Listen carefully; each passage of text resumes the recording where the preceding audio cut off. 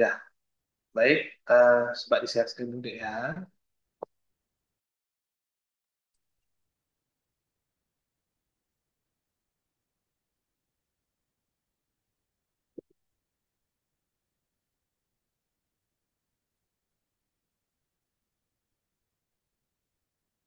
Muncul ya.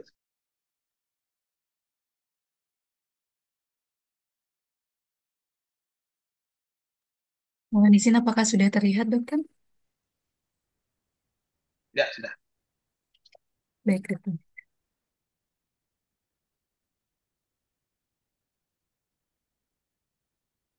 Baik.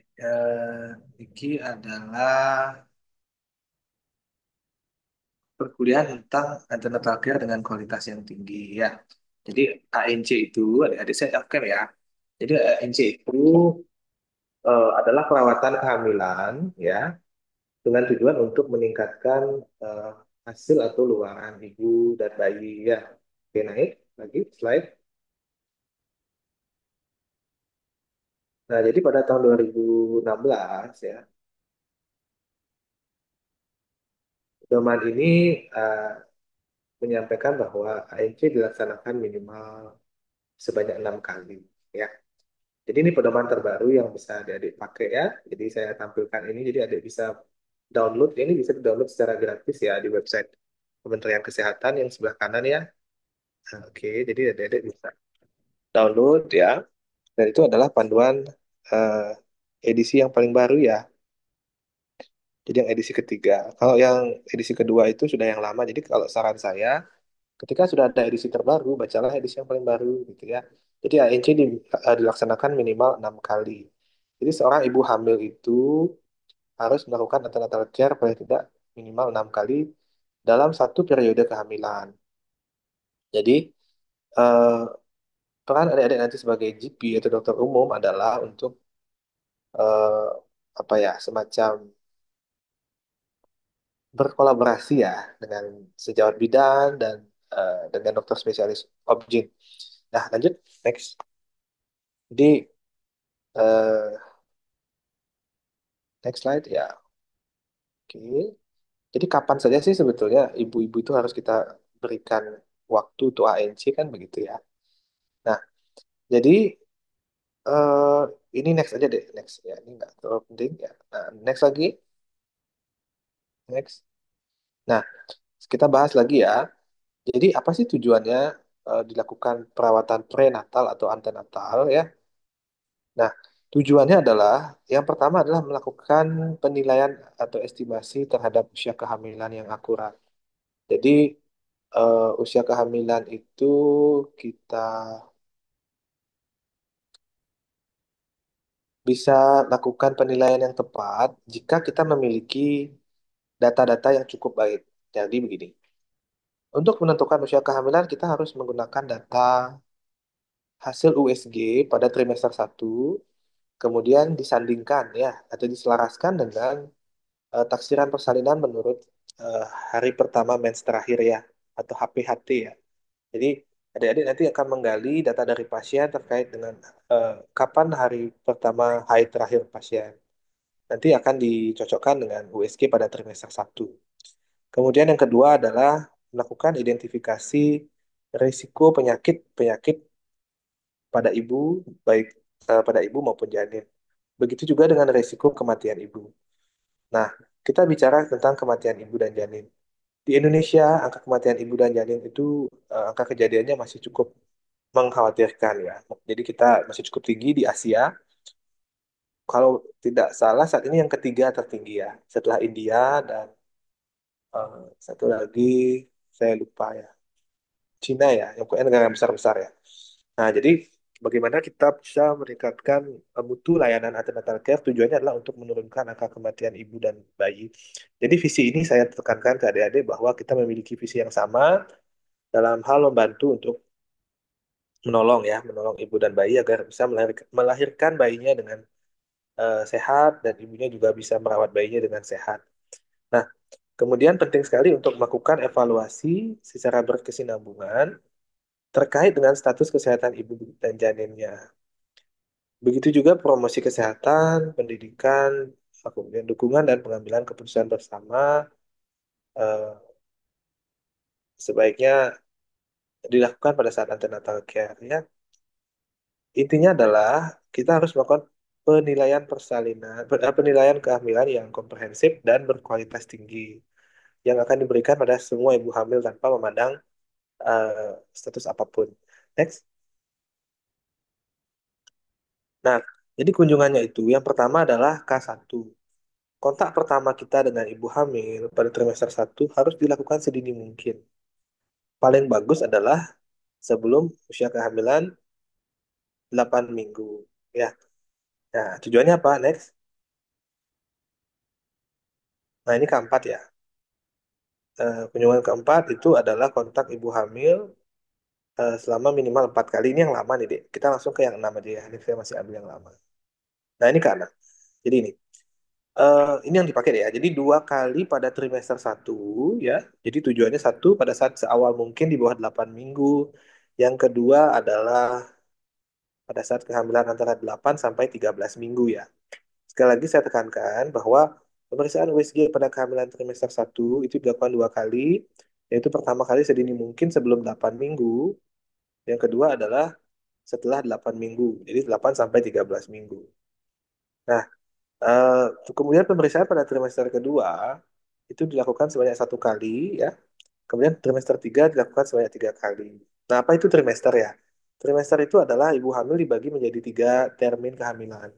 Trimester 1 adalah usia kehamilan 0 sampai 13. Kemudian trimester 2 13 sampai 28 minggu. Kemudian trimester 3 adalah 28 sampai persalinan ya. Biasanya sampai 40 minggu.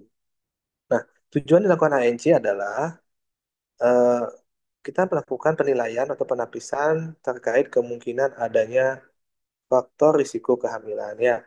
Jadi terkait dengan faktor risiko kehamilan, eh, kita akan melakukan screening ya. Screeningnya itu kita lakukan sebetulnya pada setiap pemeriksaan, setiap 6 kali. Jadi ada tujuan-tujuannya. Nah, saya jelaskan secara singkat ya. Jadi yang pertama pada saat trimester 1 itu 2 kali. Yang pertama pada saat sebelum 8 minggu kita melakukan penentuan lokasi kehamilan. Apakah lokasi kehamilannya itu berada di dalam rahim ya atau intrauterin atau tidak. Kemudian kita akan melakukan penilaian jumlah jumlah dari janin ya. Apakah jumlah janinnya ada 2, ada 3, atau hanya tunggal. Kemudian setelah itu kita akan melakukan evaluasi terhadap adanya kelainan atau tidak pada eh, rahim dan adneksa. Apa ada kista, ada kamioma atau polip gitu ya. Ataukah ada komorbid lain di uterus, di rahim ibunya. Ya.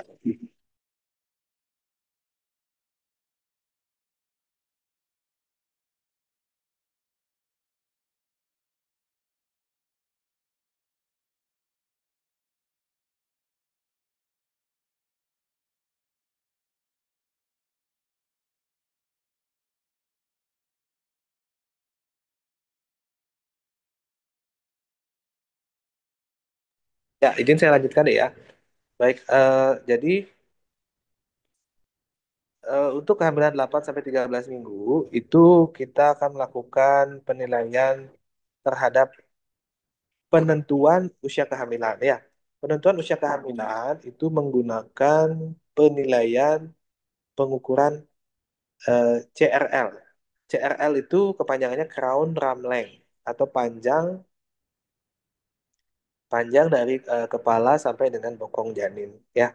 Jadi kalau panjang kepala sampai bokong janin itu kita lakukan pengukuran, maka eh, kita akan bisa memprediksi usia kehamilannya dengan nilai ketepatan yang tinggi ya. Jadi perbedaannya cuma 1 minggu eh, dengan yang sebenarnya begitu ya. Oke. Kemudian trimester 2 kita lakukan screening 1 kali itu tujuannya adalah untuk mengevaluasi kelainan pada struktur anatomi janin. Kalau struktur anatomi janinnya bermasalah, maka biasanya eh, kita akan bisa melihat adanya suatu kelainan pada organ janin seperti jantung, otak ya. kemudian tangan dengan kaki, kemudian kita juga bisa melihat kelainan pada genital pada bayi. Nah, setelah itu kita lakukan pemeriksaan 3 kali pada trimester 3. Nah, mengapa pemeriksaan dilakukan sangat lebih banyak ya, lebih rutin dilakukan pada trimester 3? Karena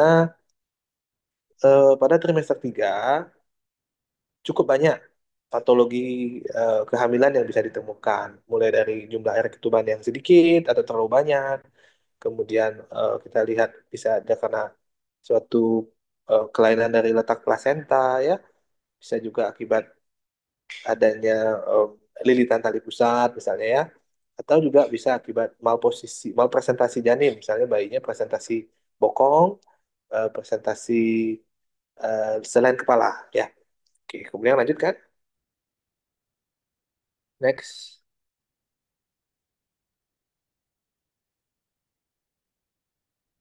Oke, ini kerangka konsepnya deh ya, silahkan dibaca ya. Jadi prinsipnya adalah ketika kita melakukan antenatal care, maka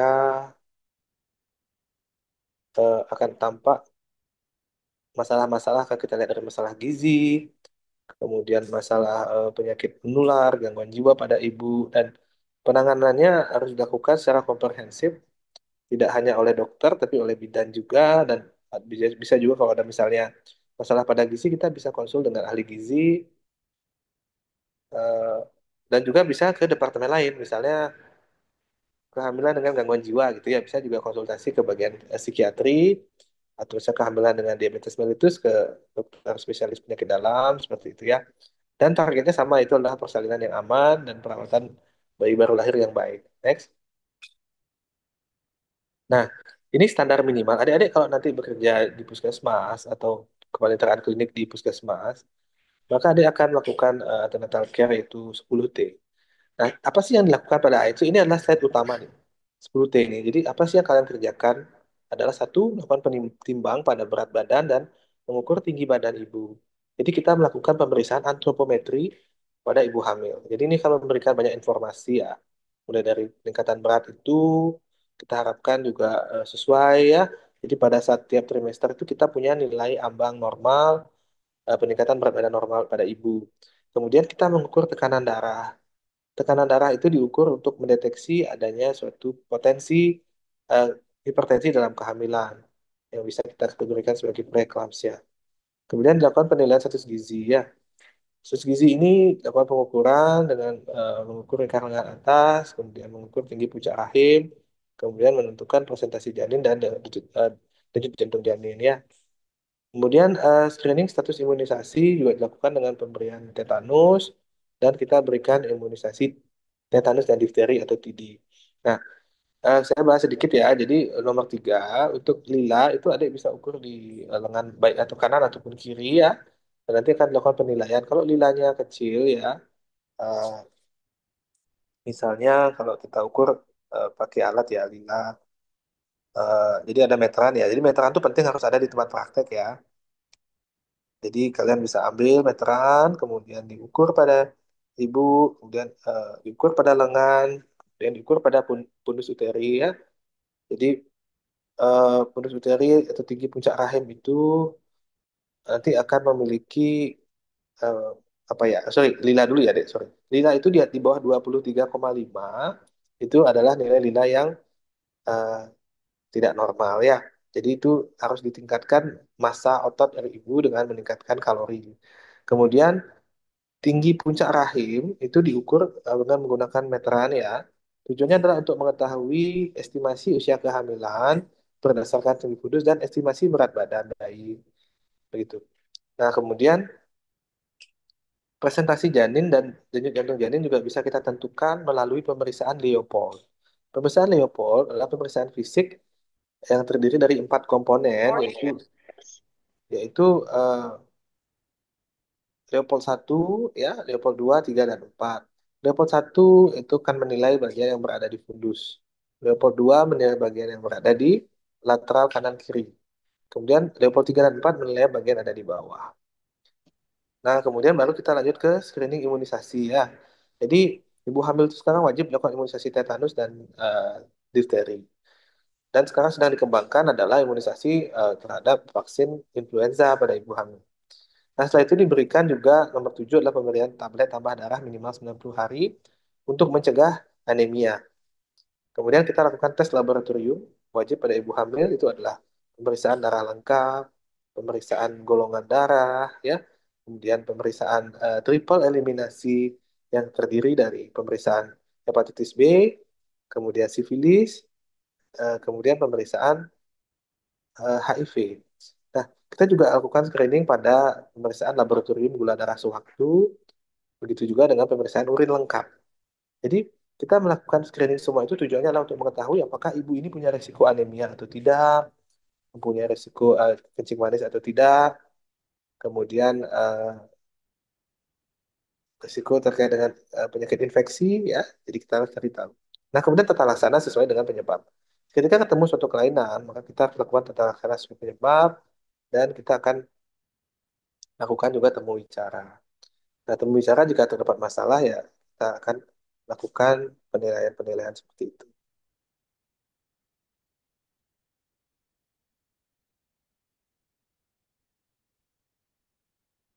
Nah, jadi ini penting sekali konsultasi ya. Jadi kita kalau ketemu pasien itu tidak hanya sekedar memberikan obat, tidak hanya sekedar kita, ya Bu, sehat, seperti itu ya. Tapi kita juga harus ketemu, ngobrol dengan suaminya, jelaskan apa yang harus dilakukan pada ibu. Nah, ibu hamil biasanya itu kan bertanya-tanya tentang kondisi kehamilannya. Bagaimana kondisi kehamilan saya, dok? Aman atau tidak, gitu ya? Sehat atau tidak bayi saya? Kita harus jelaskan secara apa adanya dan sebenar-benarnya melalui hasil pemeriksaan kita, gitu ya. Adik-adik sekarang di puskesmas itu sudah banyak USG juga ya. Jadi adik-adik juga sudah bisa melakukan USG kehamilan dasar ya, kehamilan dasar terbatas untuk dokter umum untuk bisa mendeteksi kelainan-kelainan yang sifatnya dasar. Next. Nah, ini sudah saya jelaskan tadi ya, Adik. Kita lanjut aja ya. Oke, next. Ini juga sudah ya. Oke, next. Nah, ini indikasi. Kapan sih sebetulnya adik-adik melakukan ANC, bisa di puskesmas atau di tempat praktek? Kapan harus dirujuk ke dokter spesialis obgyn ya? Jika terdapat tiga hal ini ya, jadi adik bisa baca, ada kolom riwayat kehamilan dahulu, riwayat medis, dan riwayat kehamilan sekarang. Tentunya kalau saya jelasin satu-satu, waktunya habis deh ya. Jadi saya akan memberikan penekanan-penekanan ya. Jadi kapan sih paling sering itu ya adik ketemu ketika melakukan 10T itu tensinya tinggi misalnya gitu ya. Tensi tinggi, maka itu masuk poin kedua yaitu riwayat hipertensi pada kehamilan, maka adik-adik harus rujuk. Tensi kapan? Kapan? Kalau tensi di atas 140/90 ya kita curiga suatu masalah ya, jadi harus dirujuk. Apalagi tensinya menetap ya. Jadi sebaiknya dilakukan rujukan. Kemudian pada saat 10T misalnya adik temukan ibunya itu, oh sebentar deh saya izin telepon sebentar ya. Jeda dulu ya, jeda ya. Baik, dokter.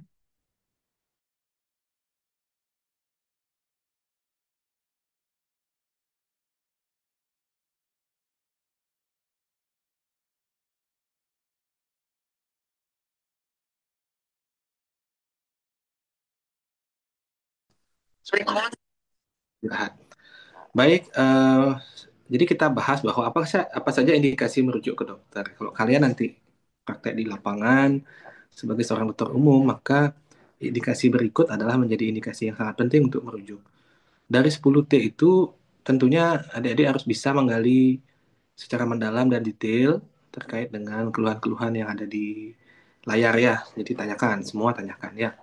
Jadi nanti belajar anamnesis itu pada saat eh, pendidikan klinik ya itu harus melakukan analisis yang teliti namun dalam waktu yang singkat begitu. Jadi kalau tidak ada penyakit-penyakit di bawah atau keluhan-keluhan seperti yang di layar maka pasien tidak perlu dirujuk ke dokter spesialis kandungan. Next.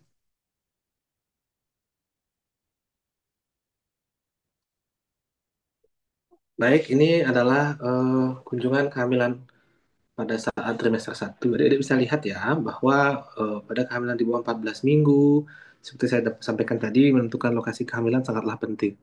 Jika lokasi kehamilan itu adanya di luar rahim, maka kita kategorikan sebagai suatu kehamilan ektopik. Nah, Kalau kehamilan ektopik itu adalah definisinya kehamilan yang terjadi tidak di tempat yang seharusnya, ya. Tempat seharusnya itu kan adalah di eh, kafum ya, di kafum uteri. Kalau tidak di kafum uteri, maka itu adalah suatu kehamilan ektopik. Bahkan saat ini berkembang adanya kehamilan di dalam bekas sesar ya. Kalau banyak operasi, maka kehamilannya akan berkembang pada bekas operasinya. Kemudian untuk berikutnya, konfirmasi kehamilan itu bisa kita lakukan juga pada trimester satu. Nah, saya akan banyak bahas trimester satu karena saat eh, ini ya jarang ya pasien tuh mau periksa di awal karena perutnya masih kecil ya, datangnya kalau udah besar. Sebetulnya itu salah. Jadi sangat penting memberikan edukasi kepada masyarakat bahwa datanglah pada saat kehamilan, usia kehamilan di bawah 14 minggu. Nah, jadi untuk konfirmasi kehamilan betul hamil atau enggak, kadang-kadang pasien belum tahu belum tentu hamil, gitu ya. Kadang-kadang hanya telat haid, kemudian didapatkan test packnya positif, tapi kok nggak ada janinnya. Nah, itu kita perlu pastikan apakah test packnya betul atau tidak, ataukah kehamilannya masih sangat muda, begitu. Jadi banyak faktor ya. Next. Kemudian kedua adalah untuk menentukan resiko terjadinya keguguran ya. Jadi kalau dari USG kita bisa lihat apa saja yang bisa kita lihat. Kalau kita temukan adanya kantong kehamilan tanpa adanya janin, maka itu sudah pasti merupakan salah satu eh, pertanda yang tidak bagus ya. Tidak bagus, maka kemungkinan akan terjadi keguguran seperti itu. Nah, kemudian jika didapatkan adanya embryonic pool, ya, jadi adanya pool pada GS lebih dari 16 mili, maka ini risiko tinggi juga terjadi keguguran, ya. Nah, jadi penting sekali kita harus mengukur. Nah, dan juga bisa ditemukan eh, bakal janin atau fetal pool atau embryonic pool itu tidak ada detak jantungnya. Ya, kalau tidak ada detak jantungnya, maka ini juga akan potensi terjadi keguguran. Nah, kemudian sangat penting untuk menentukan usia kehamilan. Jadi usia kehamilan sangat penting ditentukan pada kehamilan 7 sampai 13 minggu dengan menggunakan data CRL ya tadi yang saya sampaikan. Next. Next slide. Next aja. Ya ini lab-labnya ya. Lab-lab yang harus kalian periksa ya. Jadi ada namanya screening Down syndrome ya. Screening Down syndrome ini yang terbaru kita bisa menggunakan kombinasi antara USG dengan melakukan pemeriksaan nuchal translucency atau NT ya. NT itu bisa mendeteksi 80% deh. Jadi cukup dengan pemeriksaan NT scan maka nanti hasilnya akan baik. Apalagi kalau dikombinasikan dengan blood test ya. Blood test pada hari yang sama, maka kita bisa meningkatkan detection rate-nya sampai dengan 90%. Jadi screening Down syndrome juga bisa dengan NIPT. NIPT itu kepanjangannya adalah non-invasive prenatal test. Ya, jadi tes yang sangat sangat penting untuk dilakukan pada pada pasien trimester satu ya deh. Jadi kalau di USG itu kan kelihatan wajahnya ya, hidungnya ya tulang hidungnya ada, kemudian bibir atas, bibir bawah, kemudian dagu ya. Next. Kemudian screening golongan darah sangat penting ya. Jadi eh, sangat penting seorang ibu tuh mengetahui apa sih golongan darahnya, tipenya O atau A atau B ya. Kemudian next.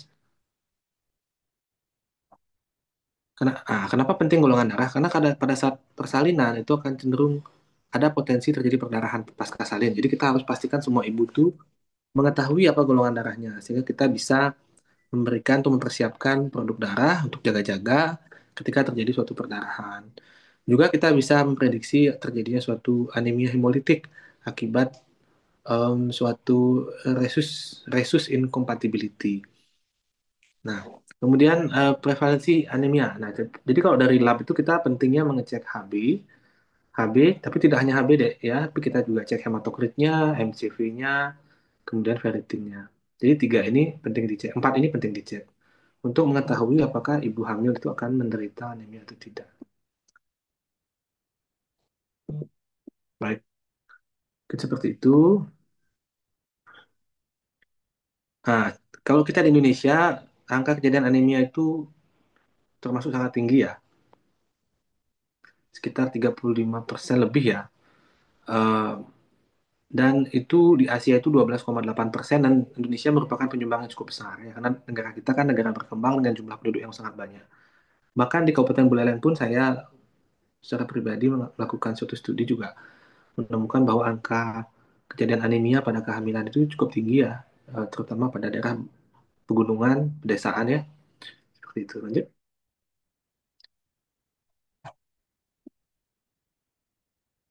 next.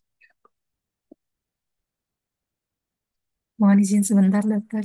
Masih Oke, ada nggak apa-apa. kendala. Kendala ya, oke, nggak apa-apa.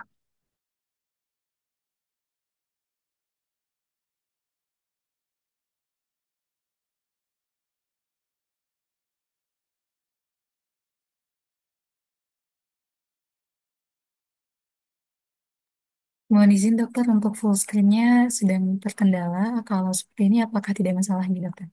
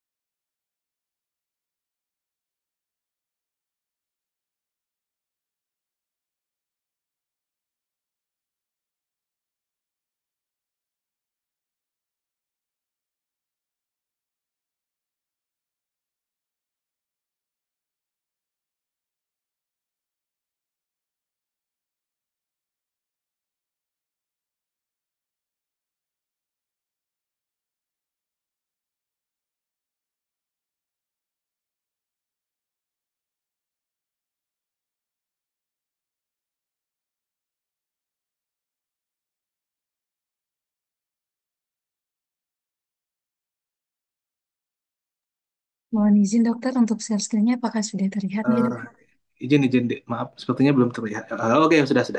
Ya, Iya, baik. dok. Ini next aja deh ya. Ini rubella untuk spesialistik nih next aja. Jadi ada cuma hanya perlu tahu ya bahwa sangat penting kita untuk memberikan vaksin pada ibu hamil berupa vaksin varicella, rubella, dan pemeriksaan varicella rubella juga dilakukan jika ada indikasi saja.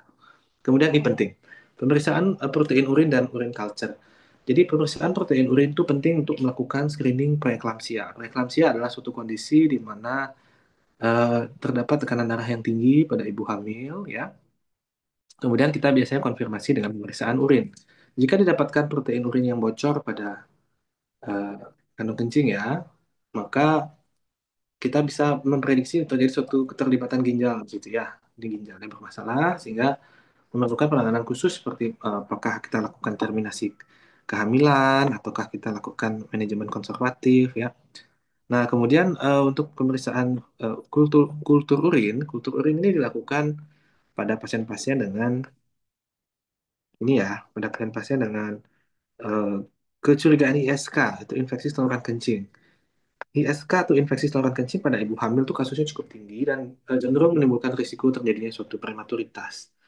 Maka harus segera ditangani dengan pemberian obat antibiotika yang sesuai dengan hasil kultur ya. Jadi tolong di kultur itu penting untuk kita mengetahui kuman apa yang sedang eh, ada paling sering Escherichia coli ya, E. coli. Oke, lanjut next. Nah, ini cervical cancer screening ini penting ya dilakukan pada ibu hamil.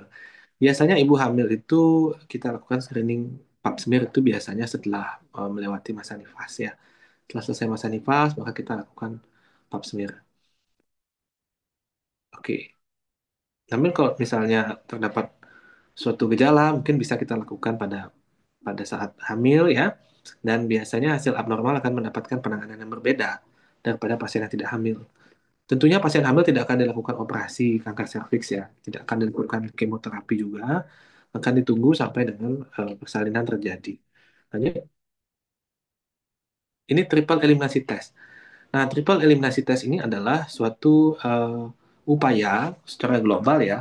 Kan WHO sudah memberikan rekomendasi untuk melakukan peningkatan pelayanan kesehatan ibu dan anak termasuk virus hepatitis B, HIV dan sifilisnya. Jadi hmm, saya pikir apa yang dilakukan ya oleh WHO ini sudah sangat baik. Tujuannya adalah untuk mencegah penularan virus-virus tersebut ya. Jadi hepatitis B itu sangat tinggi risikonya kepada janin, begitu juga HIV dan sifilis. Eh, Penanganannya sudah sangat jelas dan lengkap saat ini dan akan terus dikembangkan bagaimana kita melakukan pencegahan penularan kepada janin. Dan ini sudah diadaptasi juga oleh peraturan Menteri Kesehatan ya untuk Indonesia. Oke, next. Nah, baik, ini adalah target penurunan HIV, sifilis, atau hepatitis B itu di bawah 50 dari 100 ribu ya. Mudah-mudahan tercapai dalam tahun. Sebenarnya sampai saat ini memang belum tercapai. Ini kan yang lama ya. Tapi kita akan berusaha terus ya dengan menggiatkan pemeriksaan triple eliminasi.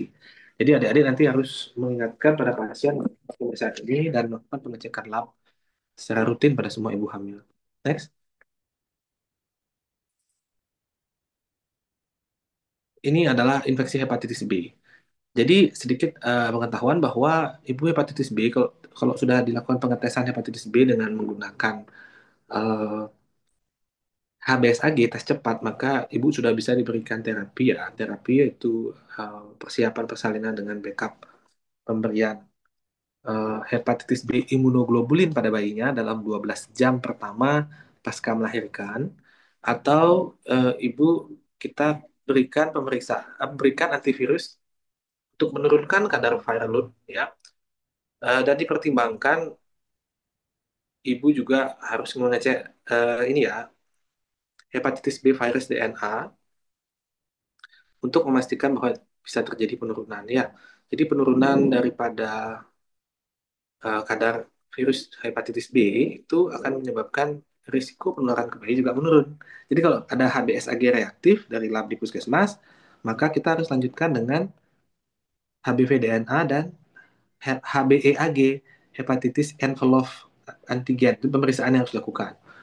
Jadi ada dua, setelah positif HBsAg, lanjutkan dengan HBeAg dan viral load, maka kita bisa berikan antivirus. Begitu, jika tinggi hasilnya. Jadi intinya adalah infeksi akut hepatitis B itu sangat berbahaya untuk janin, sehingga kalau terdeteksi kita harus segera tangani. Penanganannya bisa dengan antivirus, bisa dengan hepatitis B imunoglobulin saat bayi baru lahir ya. Seperti itu. Lanjut. Nah ini apa nih? HIV ya. Kalau HIV itu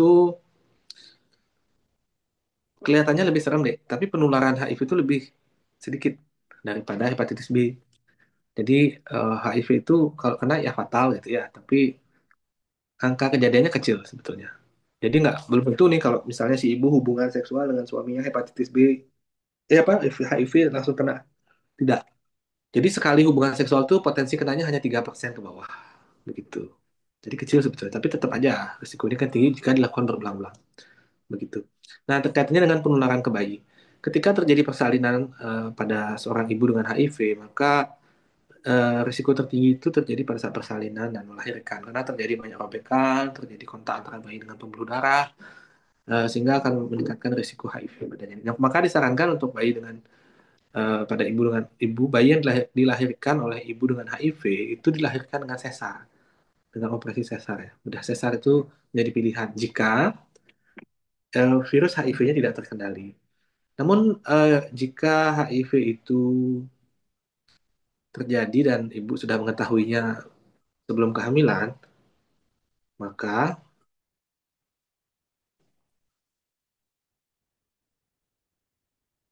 ya, maka bisa kita cek bahwa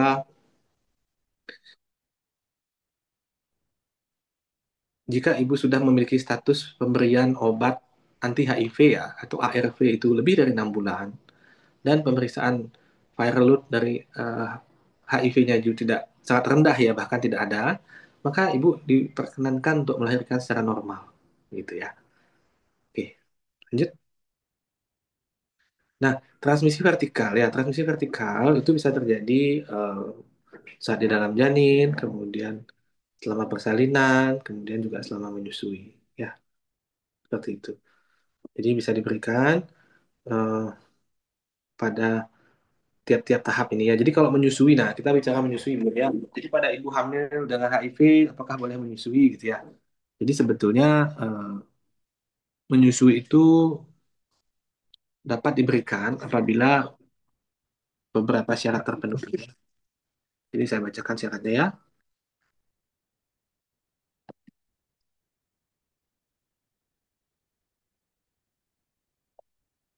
Nah, eh, tetap memberikan ASI eksklusif selama 6 bulan pertama ya, dengan syarat ibu itu harus tetap rutin mengkonsumsi antiretroviral dan bayi harus dilakukan pemeriksaan rutin ya. Jadi ASI eksklusif pada seorang ibu dengan HIV itu tetap boleh diberikan. Yang penting ibunya rutin minum gitu ya. Nah, jadi selama minum itu maka ibunya disarankan untuk menjaga kebersihan puting susu gitu ya. Kemudian minum ARV rutin gitu ya. Nah, di samping itu, kalau bagaimana kalau ibu yang tidak minum obat rutin, nah, tidak boleh memberikan ASI ya. Jadi kita berikan pendamping ASI ya, seperti susu formula dan lain-lain. Ya, lanjut. Oke, ini next aja ya, next aja. Ini pencegahan HIV ini juga sifilis ya, sifilis sedikit, sifilis juga penting untuk kita cek bahwa pemeriksaan treponemal atau non treponemal ini dapat dilakukan secara singkat di puskesmas bisa ya. Jadi nanti dicek bahwa kalau hasilnya positif, maka kita akan menyarankan ibu untuk disuntikkan antibiotik ya, karena sifilis ini penyakit yang disebabkan oleh bakteri Treponema pallidum ya. Maka injeksinya adalah antibiotik benzatin penisilin G. Next. Ya, ini adalah pemeriksaannya ya. Jadi kita treat dengan benzatin penisilin G ya. 2,4 juta unit ya. Next. Kalau HCV kita di Indonesia tidak rutin dilakukan. Tapi kalau di luar negeri kita harus lakukan screening hepatitis C juga. Next. Jadi ini yang harus harus dicek ya pada ibu hamil ya. Dan jika ada kelainan harus tetap laksana. Lanjut.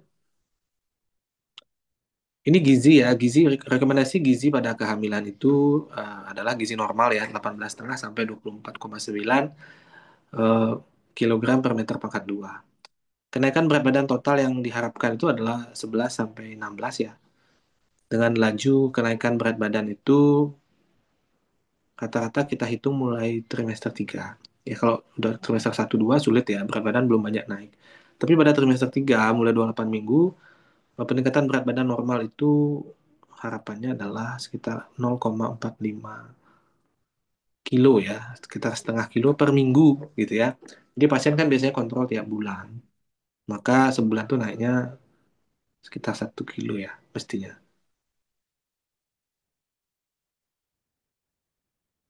Sorry, oh maaf, 2 minggu itu 1 kilo ya, kurang lebih seperti ini ya. Jadi ini sebetulnya tidak baku kita bisa pakai ya, kadang nggak pada semua pasien ya. Ini kan rata-rata ya. Kalau pada gizi normal itu diharapkan 0,45 kilo per minggu, berarti kan setengah kilo lah per minggu ya. Setengah kilo berarti dalam 2 minggu 1 kilo naiknya ya, oke lah. Ya kemudian kalau rata-rata seperti itu, maka kita bisa lihat ibunya datang bulan depan gitu naiknya kita harapkan paling enggak ya ibunya sudah naik 2 kilo gitu minimal. Ya, oke next.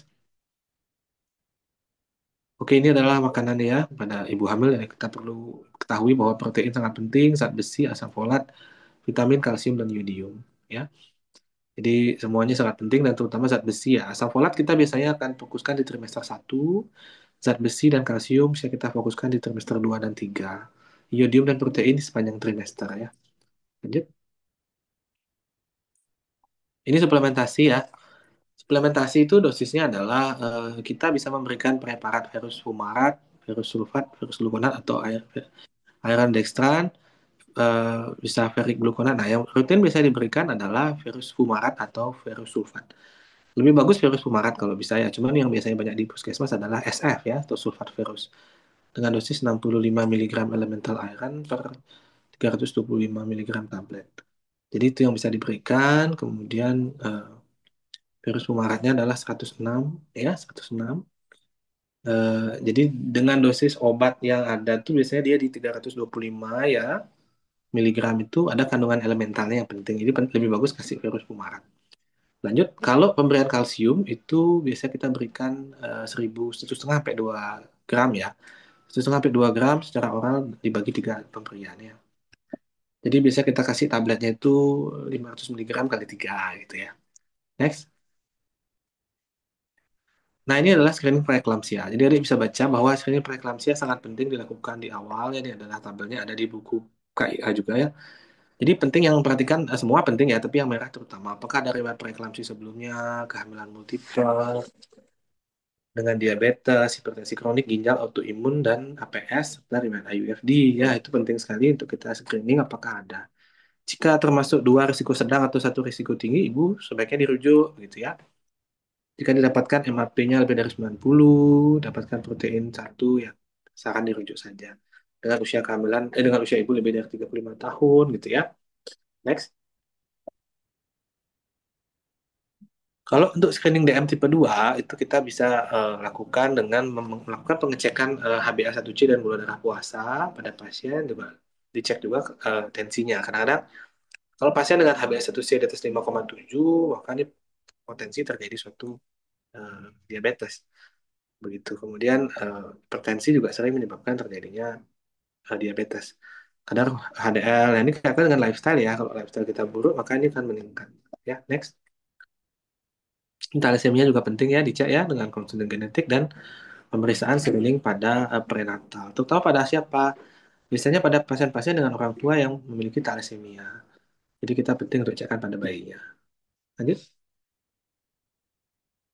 Nah, ini sekarang sudah kids ya. Jadi eh, pada ibu hamil sih kita sekarang sarankan bahwa semua orang harus mendapatkan, semua ibu hamil harus mendapatkan vaksin Tdap ya. Tdap mulai 27 sampai 36 minggu. Apa Tdap ya? Nah, Tdap itu adalah tetanus, difteri, kemudian pertusis ya. Jadi ini penting sekali diberikan pada semua orang sebetulnya ya. Kalau pada ibu hamil diberikan pada trimester 3. Kalau vaksin flu ya, vaksin influenza pada wanita hamil sangat direkomendasikan saat ini ya. Jadi ada banyak ibu hamil saat ini sedang sering batuk, pilek, maka kita suntikan dari sepanjang trimester. Lanjut, sudah habis ya. Oke, ya ini lanjutnya ya, ini screening 15-24 minggu, kita bisa lakukan USG untuk mengetahui ada kelainan atau tidak di bagian tulang belakang. Lanjut,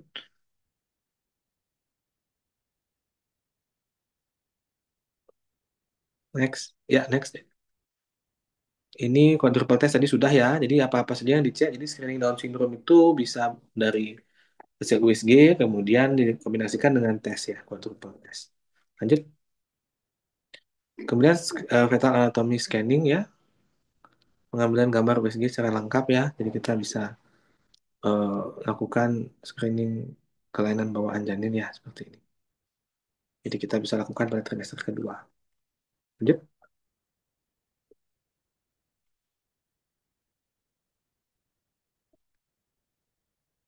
next. Mohon izin sebentar, dokter sedang terkendala.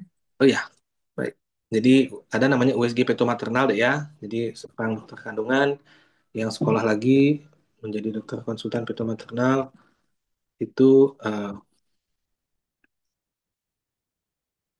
biasanya studi lanjut 2 tahun ya, kemudian akan mendalami tentang USG ya. Setelah mendalami USG, maka pemeriksaan pemeriksaan lanjutan akan dilakukan dan akan kita mengetahui kelainan bawaan pada janin seperti apa. Kemudian yang penting lagi adalah screening pada panjang serviks ya. Panjang serviks itu coba back dulu deh, back sekali. Nah ini. Nah, screening DM itu dilakukan 24 sampai 28 minggu ya. Jadi pentingnya melakukan screening pada DM adalah karena kita etnis orang Asia itu cenderung mudah kena DM ya, Dek. Makanya kita lakukan pemeriksaan sejak kunjungan trimester 1 untuk melakukan penapisan pada DM gestasional. kalau ada risiko. Ya, kalau saya sih orang Asia, kita cek aja semua di awal. Kemudian nanti kita ulang lagi pada 24 sampai 28 minggu. Menurut ini ya, menurut WHO itu kita lakukan screening dengan tes toleransi glukosa oral, yaitu kita memberikan beban 75 gram glukosa anhidrus setelah berpuasa selama 8 sampai 14 jam ya. Dinyatakan positif apabila hasil glukosa puasanya 126 miligram per dl dengan 2 jamnya 200 miligram. Bila hasil negatif diulangi dengan cara pemeriksaan yang sama pada usia kehamilan 24-28 minggu. Jadi intinya hafalkan aja angka-angkanya deh. Kalau saya hafalkan glukosa puasa 126, kemudian yang lainnya 200, baik itu 2 jam PP ataupun ACA ya. Kalau A1C ya di atas 5,7 sudah harus hati-hati. Nah, kapan diulang? Diulang eh, dilakukan pada 24 sampai 28 minggu pada semua pasien ya. Namun jika berisiko tinggi maka kita lakukan di awal kehamilan.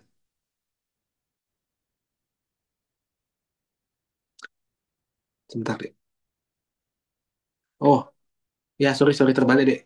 Lupa saya. Jadi gini, kalau ibu hamil dengan faktor risiko DM ya gemuk, hipertensi, riwayat sebelumnya maka harus dicekkan ulang di 24 sampai 28 minggu.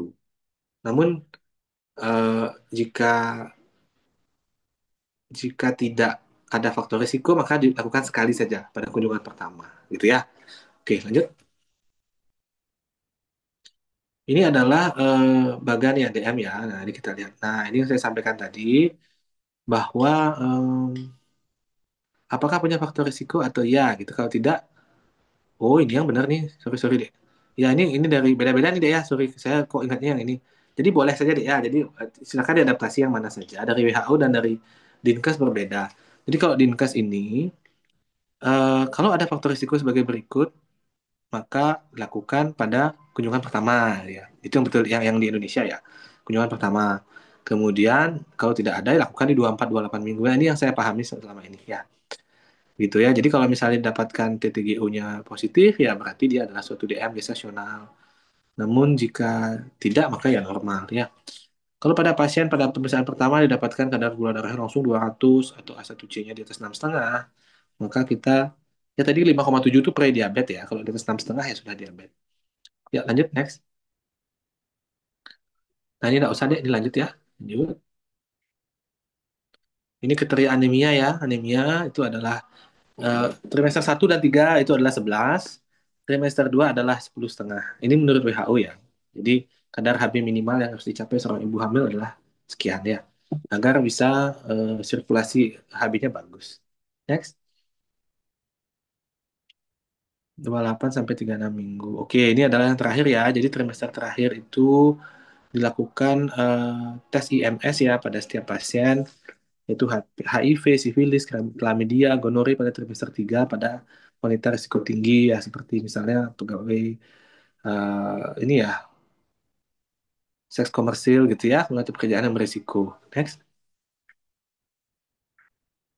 Ini adalah bagian pertumbuhan janin ya. Jadi dikasih bahwa pertumbuhan janin itu sangat penting dan akan kita plot pada grafik di bawah ya. Kalau ada grafik seperti ini, kita akan lihat eh, menurut usia kehamilan, misalnya usia kehamilan 37 minggu, minimal janin harus 2,2 gitu ya. 35 minggu minimal 1,8. Kemudian 34 minggu minimal 1,6 dan seterusnya. 30 minggu minimal 1 kilo ya, seperti itu ya. Jadi next, next ya, silakan. Pada saat akhir kita penting melakukan screening pada beta hemolytic streptococcus ya. Jadi kita akan swab pada vagina bagian bawah dan rektum. Jadi penting dicek ya. Tapi ini memang tidak rutin dilakukan di Indonesia. Next. Jadi kita penting sekali untuk melakukan edukasi kepada ibu ya. Jadi apakah bagaimana penanganan nyeri persalinan, kemudian bagaimana metode persalinan yang penting, yang baik untuk ibunya dan perencanaan waktu persalinan dan kalau perlu dilakukan induksi atau bedah sesar ya. Jadi ini kita harus ngomongin di pada ibu di saat trimester akhir ya.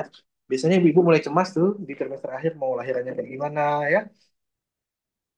Maka kita harus bisa memberikan solusi terbaik untuk pasien. Ya, next. Nah, terhadap isu postpartum ya. Jadi pasien itu kalau kita berikan KIE terhadap kontrasepsi, kemudian terhadap bagaimana cara menyusui dan bagaimana mobilisasi dini, serta perawatan postpartum yang betul. Ini sangat penting karena banyak sekali pasien-pasien yang cemas ya, tidak tahu cara merawat diri, bagaimana cara merawat bayi baru lahir, ya, jadi itu penting untuk diinfokan sejak awal. Ya, lanjut.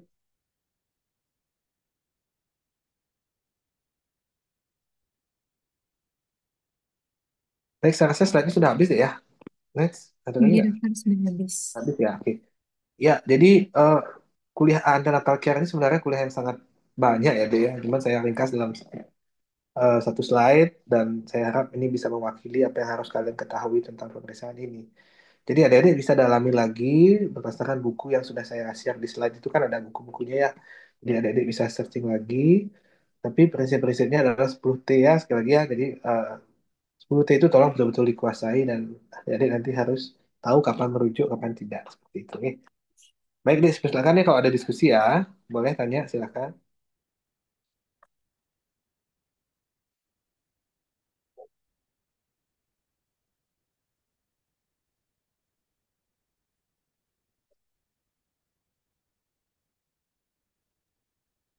Izin dokter, sepertinya belum ada yang bertanya dokter. Oke, saya pikir mungkin mudah sudah jelas ya. Jadi perkuliahan hari ini saya cukupkan ya, Dek. Mohon maaf jika ada yang kurang berkenan. Maaf sekali juga kalau waktunya berubah-ubah dan saya jeda di tengah nih. Mudah-mudahan apa yang disampaikan bermanfaat. Saya ucapkan selamat pagi, selamat siang, eh, dan saya tutup dengan Om Santi, Santi, Santi Om. Terima kasih banyak dokter. Oke, Terima kasih, Terima Dokter. kasih banyak ya, dokter. izin brief ya. Oke. Silakan ditonton lagi ininya ya, nanti rekamannya ya. Ya, terima kasih. Iya dokter.